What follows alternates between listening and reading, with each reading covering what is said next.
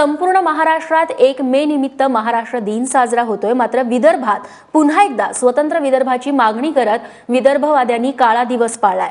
विदर्भाच्या मागणीसाठी घोषणाबाजी करणाऱ्या काही विदर्भवाद्यांना अटकही करण्यात आली आहे। तर विदर्भवादी नेते श्रीहरी अणे यांच्या उपस्थितीत नागपुरात विदर्भाच्या झेंड्याचं ध्वजारोहण करण्यात आलं। यावेळी विदर्भवाद्यांनी स्वतंत्र विदर्भाची घोषणाही दिली। तर विदर्भ राज्य आघाडीकडून रक्ताक्षरी मोहिमेला सुरुवात करण्यात आली आहे। स्वतंत्र विदर्भाला पाठिंबा देण्यासाठी आपलं नाव लिहून त्याच्या समोर आपल्या रक्तानं अंगठा लावण्यात येतोय। 31 तारखेपर्यंत ही मोहीम राबवण्यात येणार असून पंतप्रधान नरेंद्र मोदींना विदर्भाची ही मागणी करणारं पत्र पाठवण्यात येणार आहे।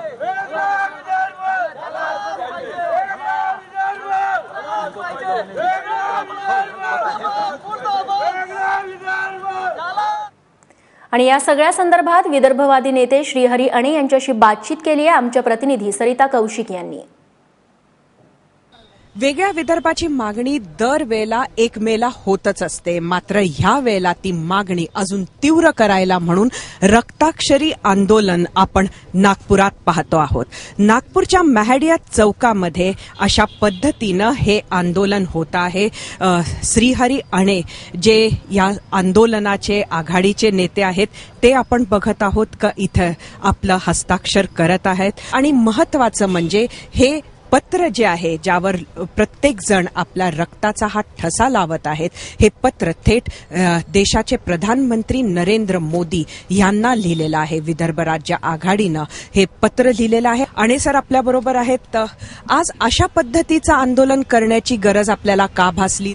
जसजसा सध्याच्या केंद्र सरकारचा काळ संपायला येतोय तसतसं त्यांनी दिलेली जी अनेक आश्वासनं आहेत त्याच्यापैकी एक विदर्भाकरता असलेलं अतिशय महत्त्वाचं आश्वासन म्हणजे विदर्भ राज्य निर्मितीचं। हे आश्वासन ते विसरतायत का? आम्हाला वाटतंय की भाजपनी करायला हवं तेवढं ते करत नाही आहेत, म्हणून त्यांना आठवण करून देण्यासाठी विदर्भातून 10,000 लोकांनी स्वतःच्या रक्तानी सही करून असं पत्रक दिल्लीला पाठवावं या उद्देशाने आम्ही हे सुरू केलेलं आहे। इथे हे विद्यार्थी आहेत, फार्मसीचे विद्यार्थी आहेत आणि अत्यंत सायंटिफिक पद्धतीनं ही रक्ताची सही करताना आपण बघतो आहोत।